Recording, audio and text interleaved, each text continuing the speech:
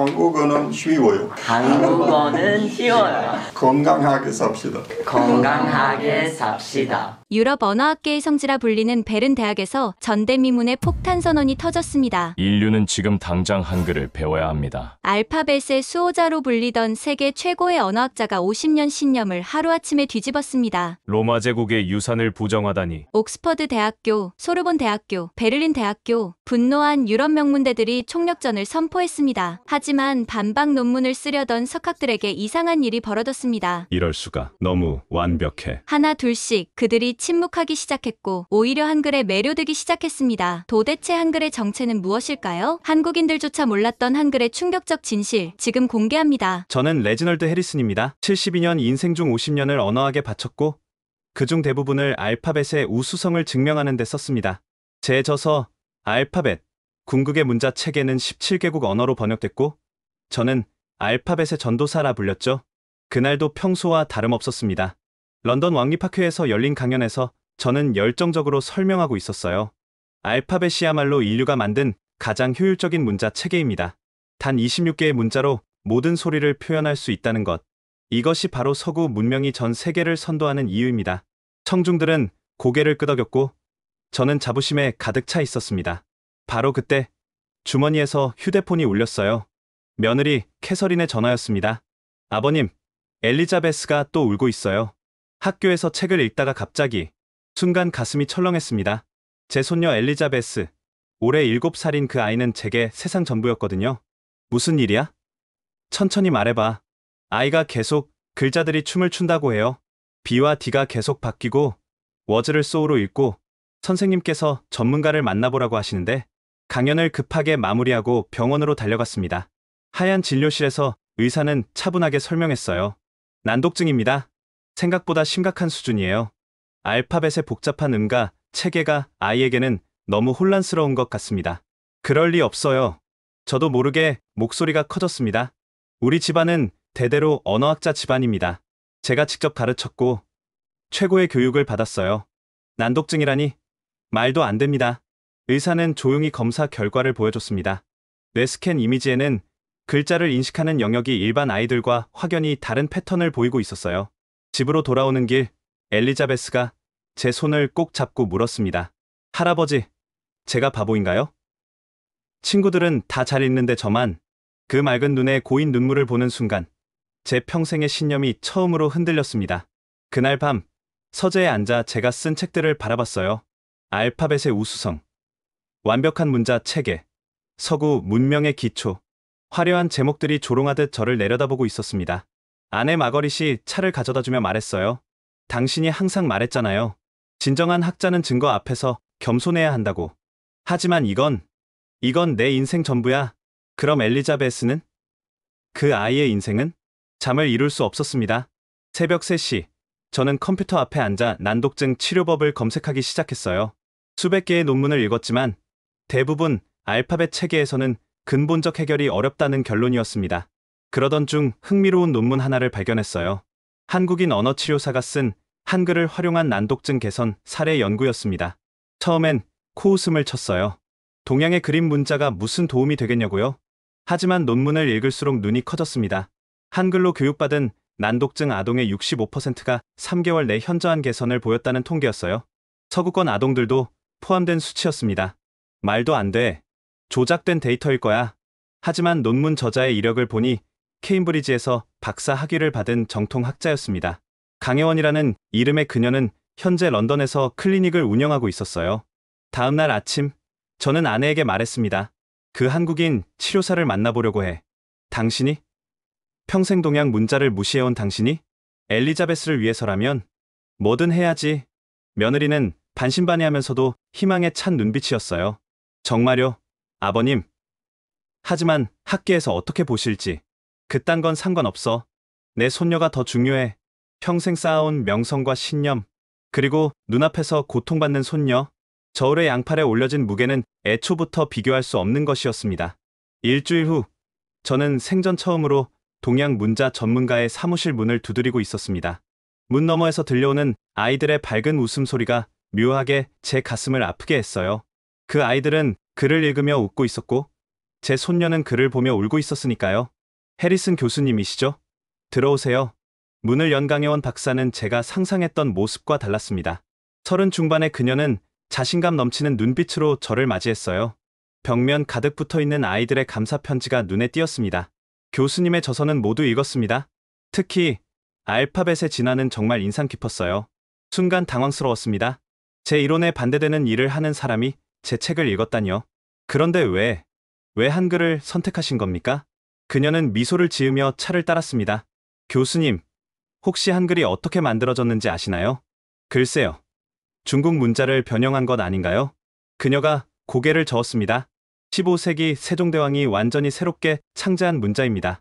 그것도 인간의 발음기관을 관찰해서 만든 세계 유일의 과학적 문자죠. 저는 속으로 비웃었습니다. 15세기 동양에서 과학적 문자라니 과장이 심하다고 생각했어요. 시범을 보여드릴게요. 잠시 따라해 보시겠어요? 그녀가 칠판에 무언가를 그리기 시작했습니다. 이게 기역입니다. 혀 뒤쪽이 목구멍을 막는 모양을 본뜬 거예요. 큰 소리를 낼 때 혀의 위치를 그대로 그린 겁니다. 저도 모르게 입속에서 혀를 움직여 봤습니다. 정말이었어요. 기역의 모양이 정확히 혀의 위치와 일치했습니다. 이건 니은이에요. 혀 끝이 윗니 뒤쪽에 닿는 모양이죠. 느 소리를 낼 때의 혀 모양입니다. 충격이었습니다. 현대 음성학에서나 다루는 좋은 위치를 15세기에 이미 문자로 구현했다니요. 하지만 이게 난독증과 무슨 관계가? 교수님, 알파벳에서 B와 D의 차이가 뭐죠? 글자, 방향이 다르죠. 네. 거울상입니다. 난독증 아이들이 가장 헷갈려하는 부분이에요. 하지만 한글은 다릅니다. 비읍과 디귿은 모양 자체가 완전히 달라요. 입술을 다무는 모양과 혀끝이 윗니에 닿는 모양이니까요. 그녀가 엘리자베스의 사례를 들었습니다. 손녀분이 워즈를 소우로 읽는다고 하셨죠? 알파벳은 문자 순서가 바뀌면 완전히 다른 단어가 됩니다. 하지만 한글은 자음과 모음이 모여 하나의 음절을 만들어요. 순서가 바뀔 여지가 없죠. 제가 반박하려 했지만 그녀는 계속했습니다. 제가 치료한 아이 중에 제시카라는 8살 영국 아이가 있었어요. 중증 난독증으로 자기 이름도 제대로 못 썼죠. 하지만 한글로 제시카를 가르치자 일주일 만에 쓸 수 있게 됐어요. 일주일이요? 그게 가능합니까? 한글은 소리 나는 대로 쓰는 표현 문자예요.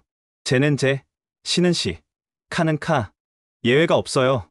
영어처럼 제시카를 JESSICA로 외울 필요가 없죠. 그녀가 서류철을 꺼냈습니다. 수십 명의 치료 전후 비교 자료였어요. 아이들이 한글로 쓴 일기장도 있었습니다. 이 아이는 프랑스 아이예요. 10살인데 학교에서 왕따를 당했어요.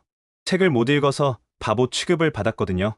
한글을 배운 지 2달 만에 자신감을 되찾았고 지금은 프랑스어 읽기도 50% 개선됐어요. 저는 믿기 어려웠습니다. 한글을 배웠는데 어떻게 프랑스어 읽기가 나아집니까? 뇌의 문자 인식 체계가 재구성되는 거예요. 한글의 규칙적인 구조가 뇌에 일종의 프레임워크를 제공하죠. 그걸 바탕으로 다른 문자도 더 체계적으로 인식하게 됩니다. 제 평생의 신념이 무너지는 소리가 들렸습니다.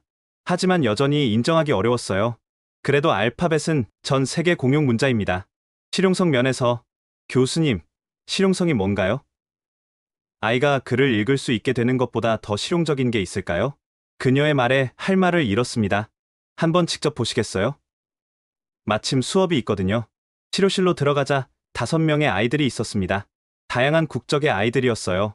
그중 한 아이가 유독 눈에 띄었습니다.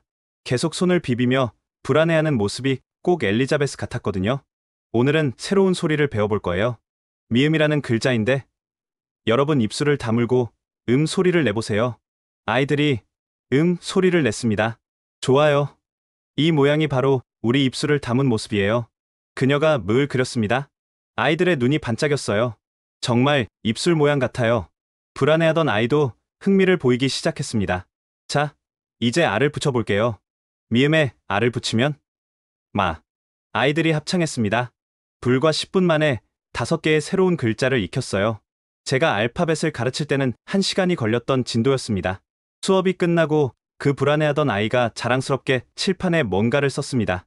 선생님, 제 이름이에요. 토마스. 한글로 토마스라고 쓴 것이었습니다. 아이의 어머니가 눈물을 글썽였어요. 6개월째 자기 이름도 못 쓰던 아이가. 그 순간 저는 깨달았습니다. 제가 틀렸다는 것을, 완전히 처음부터 끝까지 틀렸다는 것을요. 엘리자베스를 데려와도 될까요? 제 입에서 나온 말에 저 자신도 놀랐습니다. 평생의 자존심을 버리고 인정하는 순간이었죠. 강혜원 박사는 따뜻하게 미소 지었습니다. 물론이죠. 내일 오후는 어떠세요? 집으로 돌아가는 길. 제 마음은 복잡했습니다. 옥스퍼드 동료들이 알면 뭐라고 할까? 알파벳의 전도사가 한글을 배우러 간다니 학계의 웃음거리가 되겠죠? 저녁 식탁에서 조심스럽게 꺼냈습니다. 엘리자베스, 할아버지랑 내일 재미있는 곳에 가볼래? 재미있는 곳이요? 또 도서관은 아니죠? 아이의 표정이 어두워졌어요. 도서관은 이제 그녀에게 고통스러운 장소가 되어버렸으니까요. 아니야. 특별한 선생님을 만나러 가는 거야. 마법 같은 글자를 가르쳐 주신대. 마법 글자요? 엘리자베스의 눈이 조금 빛났습니다. 다음날 클리닉에 도착했을 때 엘리자베스는 제 손을 꼭 잡고 있었어요. 새로운 실패가 두려웠겠죠. 안녕, 엘리자베스. 난 혜원이야. 오늘 우리 재미있는 놀이를 할 거야. 강 박사는 아이의 눈높이에 맞춰 무릎을 꿇었습니다. 놀이요? 응, 소리 놀이야. 엘리자베스는 어떤 동물 좋아해? 고양이요. 좋아. 고양이가 어떻게 울지? 야옹. 완벽해. 자, 이 모양 좀 봐. 강 박사가 종이에 응을 그렸습니다. 이건 목구멍이 열린 모양이야. 아, 소리를 낼 때처럼. 아, 해보자. 아, 훌륭해. 이제 이 동그라미가 바로 아 소리를 나타내는 거야. 엘리자베스가 신기한 듯 응을 따라 그렸습니다. 평소 알파벳을 쓸 때와는 완전히 다른 표정이었어요. 두려움이 아닌 호기심이 가득했습니다. 이번엔 막대기를 하나 더 해볼까? 아를 그리며 설명했습니다. 사람이 서 있는 모양 같지? 이게 아 소리야. 정말 사람 같아요. 10분이 지났을까요? 엘리자베스는 벌써 5개의 모음을 익혔습니다. 아, 오, 우, 으. 이제 재미있는 걸 해볼 거야. 엘리자베스의 이름을 한글로 써볼까? 제 심장이 빨리 뛰기 시작했습니다. 영어로는 ELIZABETH. 11개 글자를 외워야 하는 이름이었으니까요. 자, L 소리를 내려면 어떤 모양이 필요할까? 혀가 위로 올라가는 느낌이지? 강 박사가 리을 그렸습니다. 이게 리을이야. 혀가 동그랗게 말리는 모양이지? 엘리자베스가 따라 그렸습니다. 그리고 L을 배우고 둘을 합쳐 L을 만들었어요. L. 아이가 소리쳤습니다. 자기가 쓴 글자를 읽은 거예요. 이런 식으로 45분이 흘렀습니다. 그리고 기적이 일어났어요. 엘리자베스. 아이가 한글로 쓴 자신의 이름을 또박또박 읽었습니다. 할아버지, 봐요. 제 이름이에요. 제가 썼어요. 그 순간 저는 무너졌습니다.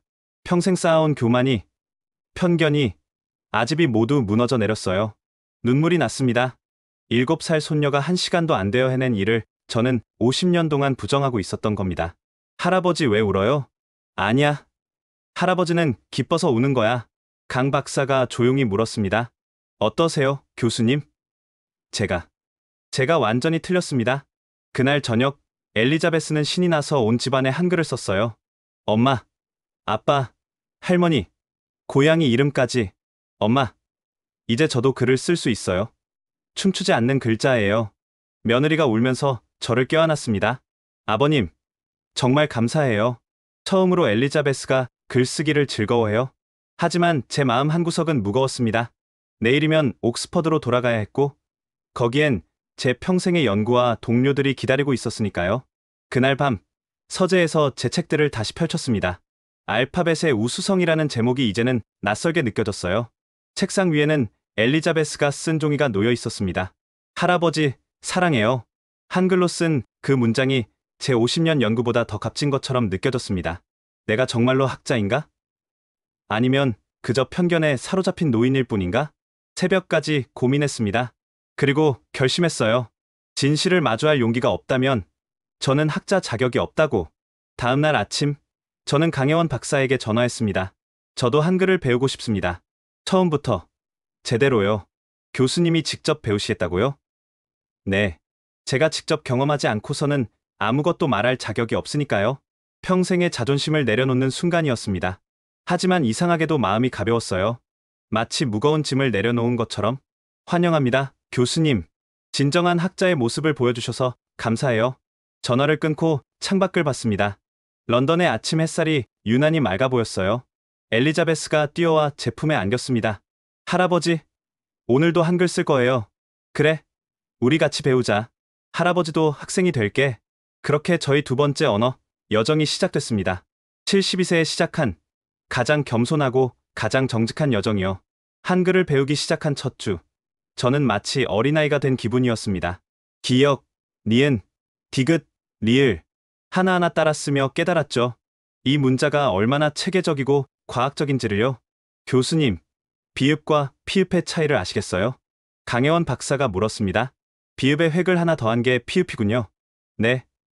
더 강한 소리를 내려면 획을 추가해요. 기역에서 키읔, 디귿에서 티읕도 마찬가지죠. 얼마나 논리적인가요? 정말이었습니다. 알파벳에서 B와 P, D와 T의 관계는 그저 외워야 하는 것이었지만 한글은 시각적으로도 그 관계를 보여주고 있었어요. 일주일 만에 저는 간단한 문장을 읽을 수 있게 됐습니다. 50년 동안 수십 개 언어를 연구한 저에게도 놀라운 속도였어요. 나는 레지널드입니다. 제가 쓴 첫 한글 문장이었습니다. 순간 묘한 감동이 밀려왔어요. 마치 새로운 세계의 문이 열린 것 같았죠. 하지만 진짜 시험은 옥스퍼드로 돌아가면서 시작됐습니다. 언어학과 회의실, 동료들이 기다리고 있었어요. 학과장인 윌리엄 손더스가 먼저 입을 열었습니다. 레지널드, 자네가 한국 문자를 연구한다는 소문을 들었네. 설마 자네의 기존 이론을 수정하려는 건 아니겠지? 윌리엄, 사실 그보다 더 근본적인 변화예요. 저는 한글이 난독증 치료의 혁명적인 도구가 될 수 있다고 확신합니다. 회의실이 술렁였습니다. 레지널드, 자네 정신이 온전한가? 동양의 미개한 문자가 위대한 알파벳보다 우수하다는 건가? 마가렛 톰슨 교수가 비웃듯 말했습니다. 미개하다고요? 마가렛, 한글은 인류 역사상 가장 과학적인 문자입니다. 제가 직접 증명해 보이죠. 저는 칠판 앞으로 나갔습니다. 떨리는 손으로 한글 자음을 그리기 시작했어요. 이것 좀 보세요. 고운 혀 뒤쪽이 목구멍을 막는 모양, 놓은 혀 끝이 윗니에 닿는 모양입니다. 15세기에 이미 현대 음성학의 좋은 위치를 완벽하게 구현한 거예요. 우연의 일치일 뿐이야. 그럼 이건 어떻습니까? 바에서 팜, 덜에서 티, 고에서 크. 획을 추가하면 거센 소리가 됩니다. 우성음과 유성음의 관계를 시각적으로 표현한 거죠. 알파벳에 이런 체계가 있습니까? 동료들이 침묵했습니다. 저는 계속했습니다. 더 놀라운 건 이겁니다. 한글은 음절 단위로 모아쓰기를 해요. 즉, 초성, 중성, 종성이 하나의 블록을 이뤄요. 이게 왜 중요한지 아십니까? 윌리엄이 팔짱을 끼며 물었습니다. 왜 중요한가? 난독증 아이들이 가장 힘들어하는 게 뭡니까? 글자 순서를 헷갈리는 거죠. 워즈를 소우로, 펠트를 레프트로 읽어요. 하지만 한글은 한 음절이 하나의 단위라서 순서가 바뀔 수가 없습니다. 제가 데이터를 보여줬습니다. 강혜원 박사의 클리닉에서 받은 자료였죠. 여기 보세요. 난독증 아동 87명 중 68명이 한글 학습 후 읽기 능력이 개선됐습니다. 평균 개선율 63%, 같은 기간 전통적 치료법은 32%에 그쳤고요. 조작된 데이터일 수도. 그래서 제가 직접 실험을 제안합니다. 옥스퍼드 부속 초등학교의 난독증 아동들을 대상으로요. 절반은 기존 방법, 절반은 한글을 활용해서 가르쳐보죠. 토머스 밀러 교수가 코웃음을 쳤습니다. 레지널드, 자네 손녀 때문에 판단력을 잃은 게 아닌가? 개인적 감정으로 학문을 하면 안 되네. 그 말에 분노가 치밀었지만 침착하게 대답했습니다. 토머스, 학문이 뭡니까? 진실을 추구하는 거 아닙니까? 제가 50년 동안 틀렸다면 인정하는 게 진정한 학자의 자세 아닐까요? 하지만 자네 평생의 업적이, 제 업적이 아이들의 미래보다 중요합니까? 회의실이 조용해졌습니다. 그때 줄곧 침묵하던 제니퍼 화이트 교수가 입을 열었습니다. 그녀는 특수교육 전문가였죠. 사실 저도 비슷한 연구 결과를 본 적이 있어요. 핀란드에서 한글을 활용한 실험을 했는데 놀라운 성과를 보였다고 하더군요. 제니퍼, 자네까지 들어보세요. 우리가 진짜 학자라면 최소한 가능성은 열어둬야 하지 않을까요? 레지널드가 틀렸다면 시험으로 증명될 거고, 맞다면 그건 인류에게 엄청난 선물이 될 겁니다. 경론 끝에 학과에서는 3개월간의 파일럿 실험을 승인했습니다. 실험 준비를 하며 저는 더 많은 자료를 수집했어요. 그 과정에서 놀라운 사실들을 발견했죠. 유네스코가 1997년에 한글을 세계 기록 유산으로 지정하며 남긴 평가를 읽었습니다. 한글은 그 독창성과 과학성을 인정받아 세계 언어학자들이 가장 완벽한 문자 체계라고 극찬한다. 구글의 전 CEO 에릭 슈미트의 인터뷰도 찾았어요. 한글은 모든 언어를 표기할 수 있는 가장 우수한 문자다. 우리가 한글을 세계 공용 문자로 사용한다면 문맹률은 제로에 가까워질 것이다 라고 말했습니다. 하버드 대학의 언어학자 로버트 램지 교수의 논문도 있었습니다. 한글은 언어학적 관점에서 볼 때 인류가 만든 가장 과학적이고 효율적인 문자 체계다. 이런 증거들을 볼수록 제 무지가 부끄러웠습니다. 서구 중심적 사고에 갇혀 있었던 제 자신이 한심했어요. 실험이 시작되기 전날 밤, 엘리자베스가 영상 통화를 했습니다. 할아버지, 제가 한글로 일기 썼어요. 읽어드릴게요. 아이가 또박또박 읽기 시작했습니다. 오늘은 행복한 날이에요. 나는 이제 글을 읽을 수 있어요. 할아버지가 세상에서 최고예요. 순간 눈물이 났습니다. 엘리자베스야, 너가 할아버지에게 가르쳐준 거야. 진짜로 중요한 게 뭔지 말이야. 할아버지도 한글 잘 쓰세요? 응. 매일 연습하고 있어. 우리 한글로 편지 주고받아요. 그래. 꼭 그러자. 통화를 끊고 저는 결심했습니다. 내일 시작되는 실험이 어떤 결과를 보이든 저는 끝까지 갈 거라고. 진실을 위해서, 그리고 엘리자베스 같은 아이들을 위해서. 창밖을 보니 달이 밝았습니다. 문득 세종대왕이라는 인물이 궁금해졌어요. 15세기에 어떻게 이런 혁명적인 생각을 했을까? 책상 위에는 제가 쓴 한글 노트가 놓여 있었습니다. 나는 배운다. 나이는 숫자일 뿐이다. 진실 앞에서는 모두가 학생이다. 72세에 쓴 이 문장이 제 인생에서 가장 정직한 문장인 것 같았습니다. 실험이 시작된 첫날, 저는 긴장으로 잠을 이루지 못했습니다. 옥스퍼드 부속 초등학교 특수반 아이들 20명을 두 그룹으로 나눴어요. A그룹은 전통적인 파닉스 교육법, B그룹은 한글을 활용한 새로운 방법이었죠. 한국에서 전문가 2명이 왔습니다.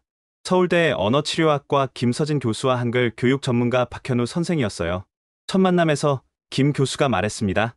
해리슨 교수님, 서구 학계의 권위자가 이런 결단을 하신 건 정말 대단한 용기예요.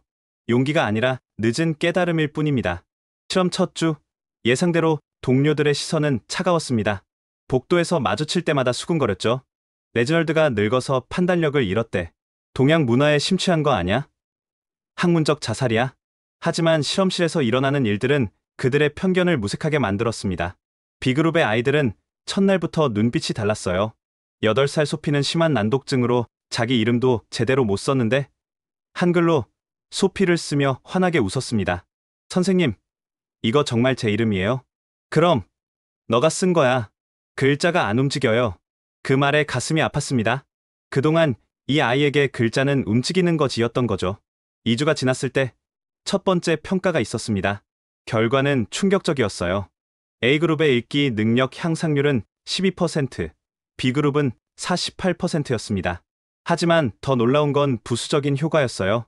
B그룹 아이들의 자신감과 학습 의욕이 눈에 띄게 높아진 거죠. 9살 제임스의 어머니가 찾아왔습니다. 교수님, 무슨 마법을 부리신 거예요? 제임스가 이제 스스로 책을 읽으려고 해요. 태어나서 처음이에요. 마법이 아니라 과학입니다. 한글이라는 도구가 아이의 잠재력을 깨운 거예요. 하지만 학과 내 반발은 거셌습니다. 원래 교수 회의에서 토머스 밀러가 공격했습니다. 레지널드, 2주 결과로 뭘 증명하겠다는 건가? 일시적인 현상일 수도 있어. 그럼 끝까지 해보죠. 3개월 후엔 부정할 수 없는 결과가 나올 겁니다. 자네가 만약 틀렸다면 제 모든 직위를 내려놓겠습니다. 하지만 제가 맞다면 여러분도 편견을 버리고 진실을 받아들여야 합니다. 그때 학과장 윌리엄이 뜻밖의 제안을 했습니다. 좋아. 대신 조건이 있네. 3개월 후 공개 토론회를 열세. 자네가 한글의 우수성을 증명하면 학과 차원에서 연구를 지원하겠네. 하지만 실패하면 알겠습니다. 받아들이죠. 압박은 더 심해졌습니다. 일부 동료들은 대놓고 무시했고 연구 조교들도 하나둘 떠났어요. 50년 동안 쌓은 인맥이 무너지는 걸 느꼈습니다. 특히 고통스러웠던 건 학술지 편집장인 조너선 그레이의 전화였어요. 레지널드, 자네 다음 논문 게재를 보류하기로 했네. 학술지의 신뢰성을 위해서야. 50년 동안 기고한 제가 하루아침에 신뢰를 잃었다는 겁니까? 자네가 기존 이론을 뒤집는 주장을 하고 있잖나. 신중해야 해. 외로웠습니다. 하지만 그때마다 엘리자베스가 보낸 한글 편지를 읽었어요. 할아버지, 오늘 학교에서 발표했어요. 선생님이 칭찬했어요. 이제 책 읽기가 무섭지 않아요. 그래, 이것이 내가 싸우는 이유다. 6주차, 극적인 일이 일어났습니다. B그룹에 마이클이라는 10살 아이가 있었어요. IQ는 높지만 중증 난독증으로 특수반에 있었죠. 그런데 이 아이가 한글로 쓴 짧은 이야기를 제출한 겁니다. 제목 춤추던 글자가 멈춘 날, 나는 글자를 무서워했다. 알파벳들이 계속 자리를 바꿔서 날 놀렸다. B는 D가 되고 P는 Q가 됐다. 하지만 한글을 만났다. 기억은 항상 기억이었고 니은은 항상 니은이었다. 처음으로 글자가 내 친구가 됐다. 이제 나도 이야기를 쓸 수 있다.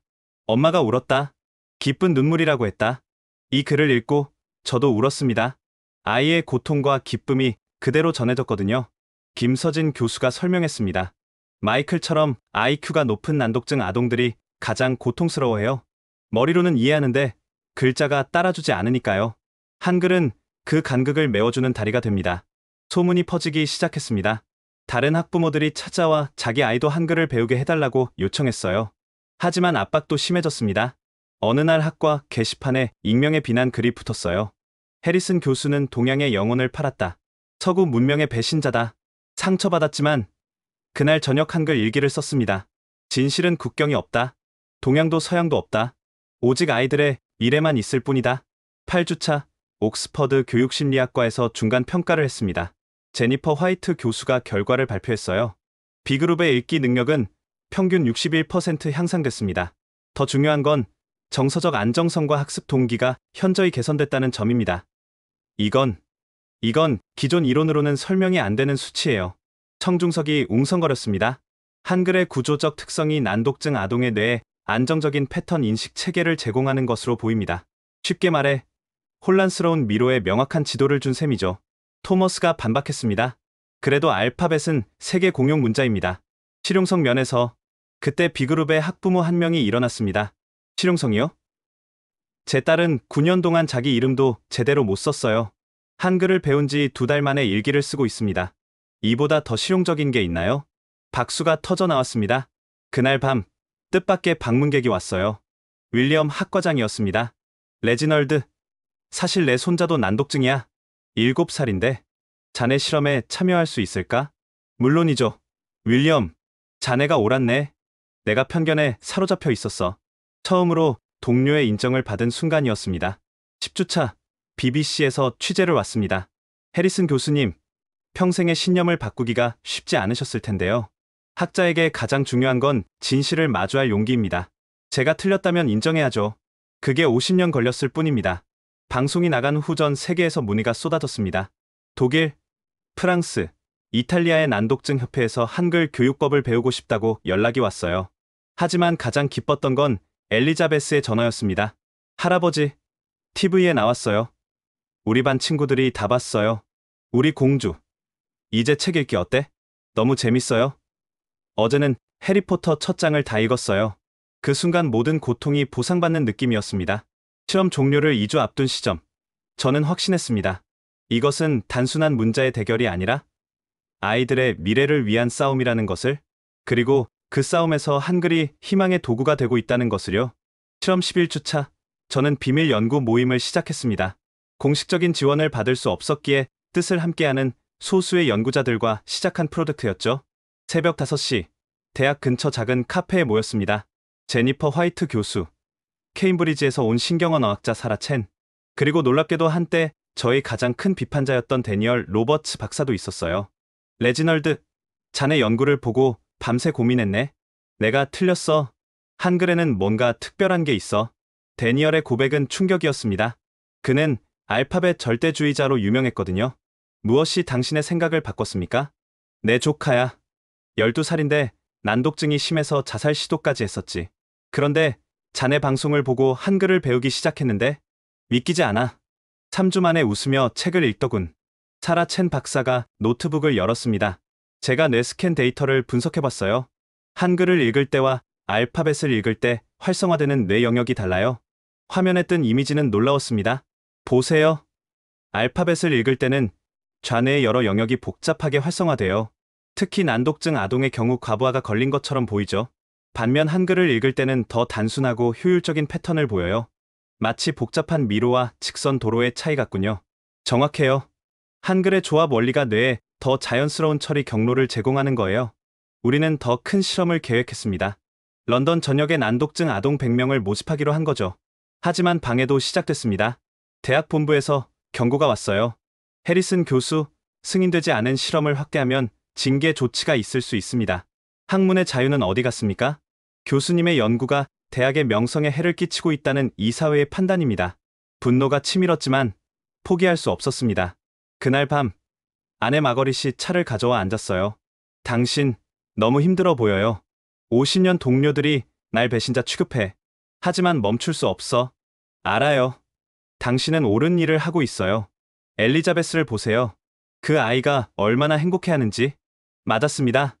엘리자베스는 이제 또래보다 책을 더 잘 읽었어요. 주말마다 화상통화로 책을 읽어주는 손녀를 보며 힘을 얻었죠. 할아버지, 이번 주는 한글로 쓴 시를 읽어드릴게요. 나는 이제 글자를 사랑해요. 글자는 더 이상 춤추지 않아요. 한글이 나의 친구가 되어줬어요. 할아버지가 준 최고의 선물이에요. 눈물이 났습니다. 이 아이의 변화가 제 싸움의 이유였어요. 실험 12주차, 극적인 전환점이 왔습니다. 런던 시교육청에서 연락이 온 거예요. 해리슨 교수님, 우리 쪽에서 교수님의 연구에 관심이 있습니다. 공식 지원을 논의하고 싶은데요. 알고 보니 시교육청 직원 중 한 명의 아이가 우리 실험에 참여했고 놀라운 변화를 보인 거였어요. 회의실에서 교육감 메리 윌킨스가 말했습니다. 런던의 난독증 아동이 5만 명이 넘습니다. 만약 교수님의 방법이 효과가 있다면 이는 혁명적인 변화가 될 겁니다. 하지만 대학에서는 반대하고 있습니다. 우리가 직접 지원하겠습니다. 대학과 별개로 시범 사업을 해보죠.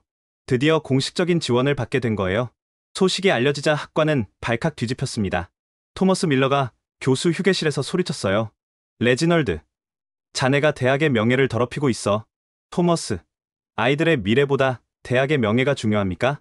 서구 문명의 우수성을 부정하는 건 반역이야? 진실을 추구하는 게 반역이라면 기꺼이 반역자가 되겠습니다. 그 순간 조용히 듣고 있던 메리 앤더슨 교수가 입을 열었어요. 그녀는 학과의 원로였죠. 토머스, 50년 전을 기억하나? 여성이 교수가 될 수 없다고 했지. 30년 전에는 난독증이 게으름이라고 했고 우리가 항상 옳았나? 하지만 메리, 이건 다른 문제. 아니야. 똑같은 문제야. 편견과 진실의 싸움이지. 난 레지널드를 지지해. 분위기가 바뀌기 시작했습니다. 일부 젊은 교수들도 목소리를 냈어요. 저도 한글의 가능성을 연구해보고 싶습니다. 난독증 아동을 위한 새로운 접근법이 필요해요. 고립됐던 제가 조금씩 동료를 얻기 시작한 거예요. 시범 사업이 시작됐습니다. 런던 동부의 공립학교 5곳에서 200명의 난독증 아동이 참여했어요. 첫 주 현장 방문해서 놀라운 광경을 목격했습니다. 한 교실에서 아이들이 한글 노래를 부르고 있었어요. 가나다라 마바사, 아자차카 타파. 리듬에 맞춰 한글을 익히는 아이들의 표정이 밝았습니다. 담임 선생님이 다가와 속삭였어요. 해리슨 교수님, 저 아이들이 2달 전만 해도 교실에 들어오기도 싫어했어요. 특히 저기 빨간 머리 아이 에단은 책만 보면 울었거든요. 에단이 손을 들고 외쳤습니다. 선생님, 제가 한글로 제 이름 써볼게요. 칠판에 에단이라고 또박또박 쓰는 아이를 보며 가슴이 뭉클했습니다. 하지만 진짜 전투는 이제부터였습니다. 영국 언어학회에서 공식 성명을 발표했어요. 검증되지 않은 동양 문자로 영국 아이들을 실험하는 것은 무책임한 행위다. 언론도 양분됐습니다. 타임스는 비판적이었지만 가디언은 호의적이었죠. 해리슨 교수의 용기 있는 도전. 난독증 아동에게 새 희망. 그러던 중 결정적인 사건이 일어났습니다. 왕실 자선 재단의 캐서린 왕세자비가 우리 프로젝트에 관심을 보인 거예요. 그녀의 비서가 전화했습니다. 왕세자비께서 난독증 아동 지원 사업의 일환으로 교수님의 연구를 직접 보고 싶어 하십니다. 왕실의 관심은 판도를 바꿨습니다. 방문 당일, 캐서린 왕세자비는 아이들과 직접 한글을 써보며 시간을 보냈어요. 정말 놀라워요. 이렇게 체계적인 문자가 있다니. 아이들이 즐거워하는 모습이 인상적이에요. 언론은 이 장면을 대서특필했고 여론이 급격히 바뀌기 시작했습니다. 하지만 최대 고비는 3개월 실험 종료를 앞둔 공개 토론회였습니다. 토론회 일주일 전, 저는 모든 데이터를 정리하며 밤을 새웠어요. A그룹 전통 교육 대 B그룹 한글 교육의 결과는 압도적이었습니다. 읽기 능력 향상 23% 대 68% 쓰기 능력 향상 19% 대 63%. 학습 동기 개선 31%대 89%, 정서적 안정성 28%대 84%. 하지만 숫자보다 중요한 건 아이들의 변화였어요. B그룹 부모들의 증언을 영상으로 만들었습니다. 우리 아이가 처음으로 엄마, 책 읽어주게라고 했어요. 자살하려던 아이가 이제는 작가가 되고 싶대요. 8년간 특수교육을 받았는데 3개월 만에 일반 학급으로 갈 수 있게 됐어요. 김서진 교수가 격려했습니다. 교수님, 이제 세상이 알아야 해요. 한글이 단순한 한국 문자가 아니라 인류의 자산이라는 거요. 토론회 전날 밤, 엘리자베스가 전화했습니다. 할아버지, 내일 힘내세요. 전 할아버지가 세상에서 제일 용감해요. 고마워. 우리 공주. 할아버지가 꼭 이길게. 아니에요. 할아버지. 이미 이기셨어요. 저를 구해주셨잖아요. 그 말에 모든 피로가 사라졌습니다. 새벽 3시. 저는 마지막으로 한글 일기를 썼어요. 내일은 내 인생의 가장 중요한 날이다. 50년의 오만을 벗고 진실을 말하는 날. 한글은 기적이다. 이 기적을 세상에 전하는 것이 내 마지막 사명이다. 창밖으로 런던의 새벽이 밝아오고 있었습니다.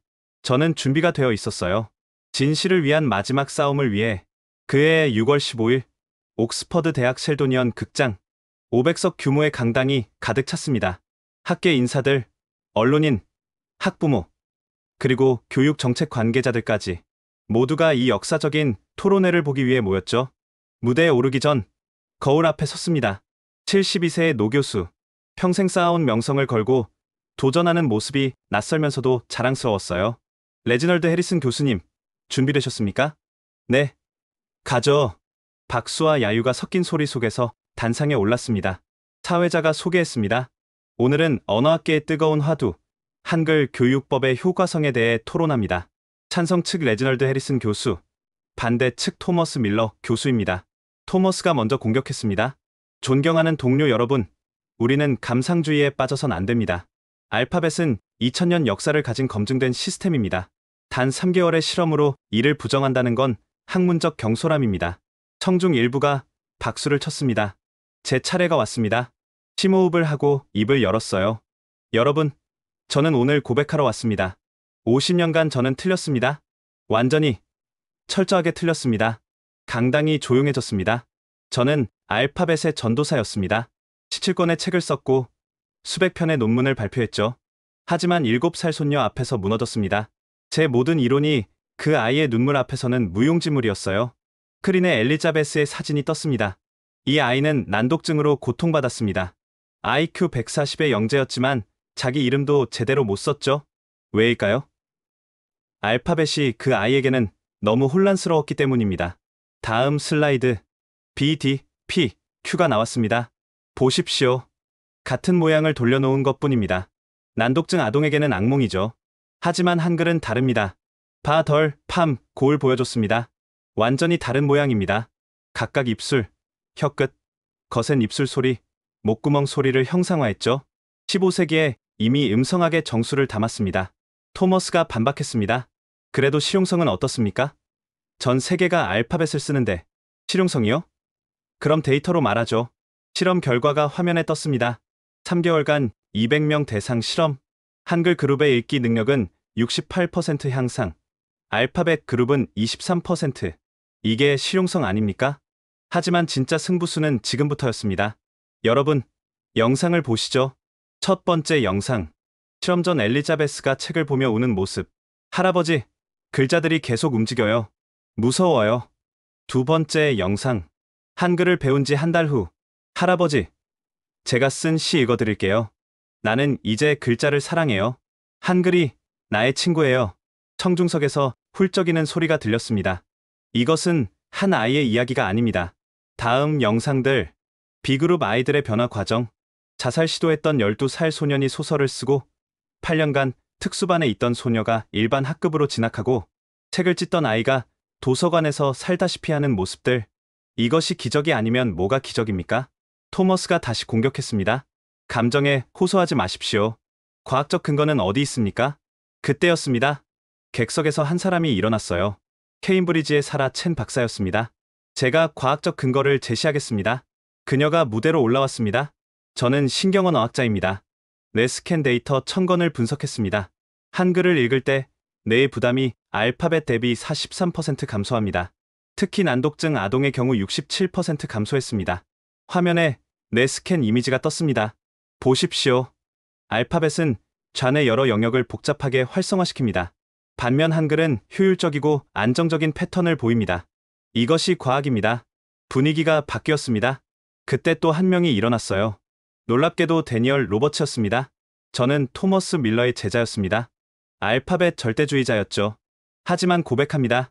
제 조카가 한글로 새 삶을 찾았습니다. 학자로서 진실을 외면할 수 없었습니다. 이어서 더 많은 사람들이 일어났습니다.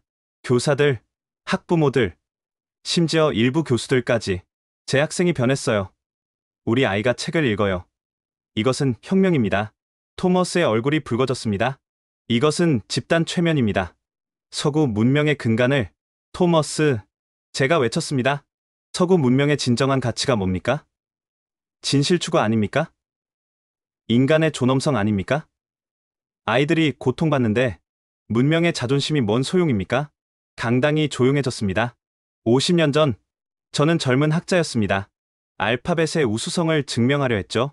하지만 이제 깨달았습니다. 진정한 우수성은 시스템에 있지 않습니다. 인간을 위해 존재하는가에 있습니다. 마지막 슬라이드를 띄웠습니다. 세종대왕의 초상과 훈민정음 서문. 나라의 말이 중국과 달라. 어리석은 백성이 말하고자 하는 바가 있어도 끝내 제 뜻을 펴지 못하는 사람이 많다. 내가 이를 불쌍히 여겨 새로 28글자를 만드니 600년 전 한 왕이 백성을 사랑하는 마음으로 만든 문자. 그것이 오늘 영국 아이들을 구하고 있습니다. 이것이 진정한 인류애 아닙니까? 박수가 터졌습니다. 처음에는 한두 명, 그리고 수십 명, 마침내 기립박수로 이어졌습니다. 토머스조차 자리에서 일어났습니다. 레지널드, 자네가 옳았네. 그 순간 제 인생 최고의 승리를 느꼈습니다. 하지만 진짜 승리는 따로 있었죠. 무대 뒤에서 기다리고 있던 엘리자베스가 뛰어와 안겼습니다. 할아버지, 정말 멋있었어요. 우리 공주가 여기 어떻게? 엄마가 데려다줬어요. 할아버지, 응원하러요. 아이가 속삭였습니다. 할아버지, 한글로 편지 썼어요. 읽어보세요. 사랑하는 할아버지께. 할아버지는 저의 영웅이에요. 저를 구해주셨고 다른 친구들도 구해주셨어요.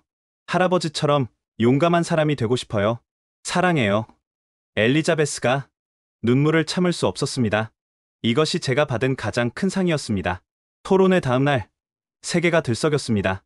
BBC 헤드라인 옥스퍼드 노 교수의 충격 고백. 한글이 미래다. CNN 알파벳 대 한글 600년 만의 역전. 뉴욕타임스 동양의 지혜가 서양의 아이들을 구하다. 하지만 진짜 변화는 현장에서 시작됐습니다. 토론회 일주일 후 제 연구실은 북새통이 됐어요. 해리슨 교수님, 독일 베를린에서 왔습니다. 우리도 한글 교육을 도입하고 싶어요. 프랑스 교육부에서 파일럿 프로그램을 요청합니다. 미국 난독증 협회에서 정식 초청장을 보냈습니다. 가장 놀라운 건 국제 난독증 협회 IDA의 결정이었습니다. 회장인 로라 브래드포드가 직접 찾아왔어요.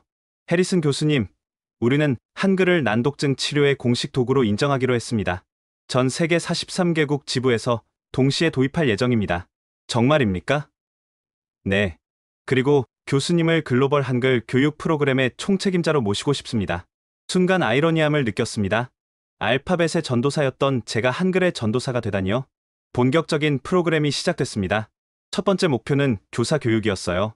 런던 대학에 한글 난독증 치료 과정을 개설했습니다. 첫 강의 날 200명이 넘는 교사들이 모였어요. 여러분, 오늘부터 우리는 아이들에게 희망을 주는 법을 배울 겁니다. 열정적인 박수가 터졌습니다. 한국에서 온 전문가 팀이 체계적인 커리큘럼을 만들었어요. 김서진 교수가 설명했습니다. 중요한 건 단순히 한글을 가르치는 게 아니에요. 한글을 통해 문자 인식의 새로운 패러다임을 제시하는 겁니다. 6주간의 교육을 마친 교사들은 각자의 학교로 돌아가 프로그램을 시작했습니다. 효과는 폭발적이었어요. 맨체스터의 한 초등학교 교장이 보고했습니다. 믿기지 않아요. 특수반 아이 15명 중 12명이 일반 학급으로 옮길 수 있게 됐어요. 버밍엄의 중학교에서는 더 놀라운 일이 벌어졌습니다. 한글을 배운 아이들이 다른 과목 성적도 올랐어요. 자신감이 생기니까 전반적인 학습 능력이 향상된 거예요. 3개월 후 영국 교육부가 공식 발표했습니다. 한글 활용 난독증 프로그램을 국가 정책으로 채택한다. 모든 공립학교에 단계적으로 도입할 예정이다. 이 소식은 전 세계로 퍼졌습니다. 미국이 가장 먼저 반응했어요. 하버드 교육대학원에서 긴급 심포지엄을 열었습니다. 저도 기조연설자로 초청받았죠. 3,000명이 넘는 청중 앞에서 말했습니다. 미국에는 700만 명의 난독증 아동이 있습니다. 이들에게 한글은 단순한 문자가 아니라 삶을 바꾸는 열쇠가 될 것입니다. 열띤 호응이 이어졌습니다. MIT 언어학과 교수가 발표했어요. 우리 연구 결과 한글의 자질 문자 시스템이 뇌의 언어 처리 효율을 획기적으로 높입니다. 이는 난독증뿐 아니라 일반 문해 교육에도 혁명을 가져올 겁니다. 실리콘밸리도 움직였습니다. 구글과 마이크로소프트가 한글 기반 학습 앱 개발에 나섰어요. 구글 CEO가 직접 발표했습니다. 우리는 AI와 한글을 결합한 혁신적인 난독증 치료 플랫폼을 만들 것입니다. 전 세계 모든 아이들이 무료로 사용할 수 있도록 하겠습니다. 유럽도 빠르게 움직였습니다. EU 교육위원회가 한글 프로젝트를 발표했어요. 27개 회원국이 공동으로 한글 교육 시스템을 도입한다. 이는 유럽 교육 역사상 가장 혁신적인 프로젝트가 될 것이다. 특히 인상 깊었던 건 프랑스의 반응이었습니다. 자국 언어에 대한 자부심이 강한 프랑스가 가장 적극적이었거든요. 파리 소르본 대학의 장 피에르 르고프 교수가 찾아왔어요. 해리슨 교수님, 프랑스어도 영어만큼 복잡합니다. 글자가 너무 많아서 아이들이 고통받아요. 한글이 해답이 될 수 있을까요? 물론입니다. 한글은 모든 언어의 소리를 표현할 수 있으니까요. 프랑스 정부는 파리 외곽의 이민자 지역부터 시범 사업을 시작했습니다. 다양한 언어 배경을 가진 아이들이 한글로 소통하기 시작한 거예요. 아시아의 반응도 뜨거웠습니다. 일본에서 연락이 왔어요. 히라가나와 가타카나, 한자를 동시에 배우는 일본 아이들도 어려움을 겪습니다. 한글을 보조 도구로 활용하고 싶습니다. 중국도 마찬가지였습니다. 한자 학습 전 단계로 한글을 활용하니 학습 효과가 40% 향상됐습니다. 인도는 더 극적이었어요. 22개 공용어를 가진 인도에서 한글을 공통 문자로 실험하기 시작한 거죠. 델리 대학의 라비 샤르마 교수가 보고했습니다. 힌디어, 타밀어, 벵골어, 다른 언어를 쓰는 아이들이 한글로 서로 소통하고 있습니다. 이건 기적입니다. 하지만 가장 감동적인 순간은 따로 있었습니다. 유네스코 본부에서 열린 세계 문해의 날 행사였어요. 사무총장이 발표했습니다. 올해의 세종문해상은 레지널드 해리슨 교수에게 수여합니다. 한글의 가치를 세계에 알리고 수백만 아이들에게 희망을 준 공로를 인정하여 상을 받으러 단상에 오르는 순간 엘리자베스의 얼굴이 떠올랐습니다. 그 아이의 눈물이 시작한 여정이 여기까지 왔구나. 수상 소감을 말했습니다. 이 상은 제가 아니라 600년 전 백성을 사랑한 한 왕의 것입니다. 그리고 용기 있게 새로운 길을 선택한 모든 아이들의 것입니다. 그때 깜짝 영상이 나왔습니다. 전 세계에서 한글을 배운 아이들이 보낸 감사 메시지였어요. 땡큐, 프로페서 해리슨, 메르시 복구, 그라시아스, 단케 쇤. 다양한 언어로 감사를 표현하는 아이들. 하지만 마지막은 모두 한글로 같은 메시지를 보냈습니다. 이제 우리도 읽을 수 있어요. 눈물을 참을 수 없었습니다. 이것이 제가 꿈꾸던 세상이었어요. 수상식 다음 달, 저는 특별한 여행을 떠났습니다. 한국 방문이었죠. 인천공항에 도착했을 때 뜻밖의 환영이 기다리고 있었어요.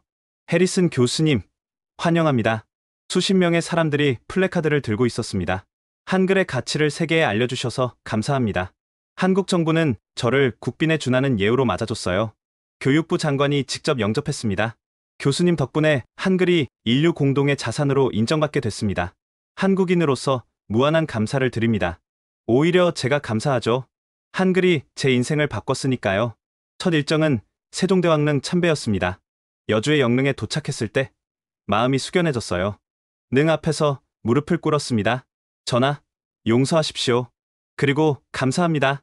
전하의 사랑이 600년을 넘어 세계의 아이들을 구하고 있습니다. 한국어는 서툴렀지만 진심을 담아 말했어요. 함께 온 강혜원 박사가 통역하며 눈시울을 붉혔습니다. 교수님의 마음이 충분히 전달됐을 거예요. 서울대에서 특강을 했습니다. 강당을 가득 메운 학생들 앞에서 고백했어요. 저는 오만했던 서구 학자였습니다. 하지만 한글을 만나고 진정한 학문의 의미를 깨달았죠. 학문은 인간을 위해 존재해야 합니다. 한 학생이 질문했습니다. 교수님, 평생의 신념을 바꾸기가 쉽지 않으셨을 텐데 어떻게 그런 용기를 내셨나요? 손녀의 눈물 때문이었어요. 사랑하는 사람이 고통받을 때 자존심 따위는 아무 의미가 없더군요. 이어서 경복궁을 방문했습니다. 세종대왕 동상 앞에 섰을 때 묘한 감정이 들었어요. 이분이 계셨기에 제가 새로운 인생을 살 수 있었습니다. 국립한글박물관도 둘러봤습니다. 훈민정음 해례본을 직접 보는 순간 전율이 흘렀어요. 정음 28자는 천지자연의 소리를 본떠 만들었다. 놀랍지 않습니까? 15세기에 이런 과학적 사고를 했다는 게 큐레이터가 설명했습니다. 세종대왕은 직접 혀의 움직임을 관찰하고 소리가 나는 원리를 연구하셨어요. 현대 언어학자들도 놀랄 만큼 정확한 분석이었죠. 저녁에는 특별한 만남이 있었습니다. 한국의 난독증 아동들과 그 부모들이었어요. 한 어머니가 울며 말했습니다. 저희 아이도 난독증이에요. 한국에서도 한글이 어려운 아이들이 있죠. 그런데 교수님 덕분에 이제는 당당하게 치료받을 수 있게 됐어요. 아이들과 함께 한글 쓰기를 했습니다. 제가 쓴 서툰 한글을 보고 아이들이 박수를 쳤어요. 할아버지도 한글 배우세요? 응. 할아버지도 매일 연습한단다. 우리가 가르쳐 드릴게요. 아이들의 순수함에 마음이 따뜻해졌습니다. 마지막 날, 뜻밖의 초청을 받았습니다. 청와대에서 대통령이 직접 만나고 싶다는 거였어요. 해리슨 교수님, 한글의 진정한 가치를 세계에 알려주셔서 감사합니다. 이제 한글은 한국만의 문자가 아니라 인류의 문자가 됐습니다. 한글을 만들어주신 한국에 감사해야죠. 대통령이 특별한 선물을 줬습니다. 한글로 쓴 엘리자베스의 이름이 새겨진 도장이었어요. 손녀분께 전해주세요. 한국은 영원히 그녀에게 감사할 거라고. 귀국 비행기 안에서 많은 생각이 들었습니다. 72세에 시작한 이 여정이 어떻게 여기까지 왔을까? 창밖의 구름을 보며 깨달았어요. 때로는 무너져야 새로 시작할 수 있다는 것을. 런던에 도착했을 때 공항에는 뜻밖의 사람들이 기다리고 있었습니다. B그룹 아이들과 부모들이었어요. 해리슨 할아버지, 아이들이 뛰어와 안겼습니다. 그리고 엘리자베스가 한글과 영어로 쓴 플래카드를 들고 있었어요. 우리의 영웅, 할아버지, 아워 히어로, 그랜파. 집으로 가는 차 안에서 엘리자베스가 물었습니다. 할아버지, 한국은 어땠어요? 아름다운 나라였어. 너에게 고마워하던걸. 저에게요? 그래. 너가 할아버지를 변화시켰으니까. 그리고 그 변화가 세상을 바꿨거든. 와, 제가요? 그럼 넌 할아버지의 선생님이야. 집에 도착하니 아내가 따뜻하게 맞아줬습니다. 수고했어요. 이제 좀 쉬어요. 아니야, 마거릿. 이제 시작이야. 아직 도와야 할 아이들이 너무 많아. 서재에 들어가니 책상 위에 새로운 원고지가 놓여 있었어요. 제목은 이미 정했습니다. 한글, 인류를 위한 선물. 첫 문장을 한글로 썼습니다. 모든 아이는 읽을 권리가 있다. 그리고 영어로 이어 썼어요. 그 권리를 실현하는 열쇠, 그것이 바로 한글이다. 창밖으로 런던의 저녁 노을이 아름답게 물들고 있었습니다. 새로운 시작을 알리는 붉은 빛처럼. 지금까지 레지널드 해리슨 교수의 놀라운 여정을 들어보셨습니다. 50년 신념을 버리고 진실을 선택한 한 학자의 용기, 그리고 7살 소녀의 눈물이 만든 기적의 이야기였습니다. 현재 전 세계 58개국에서 한글 난독증 프로그램이 운영되고 있고 300만 명이 넘는 아이들이 혜택을 받고 있다고 합니다. 여러분도 주변에 글 읽기로 고통받는 아이가 있다면 한글의 가능성을 알려주세요. 작은 관심이 한 아이의 인생을 바꿀 수 있습니다. 이 놀라운 이야기를 더 많은 사람들과 나누기 위해 영상을 공유해주세요. 구독과 좋아요도 잊지 마시고요. 다음에도 더 감동적인 이야기로 찾아뵙겠습니다. 지금까지 감동편지함이었습니다. 감사합니다.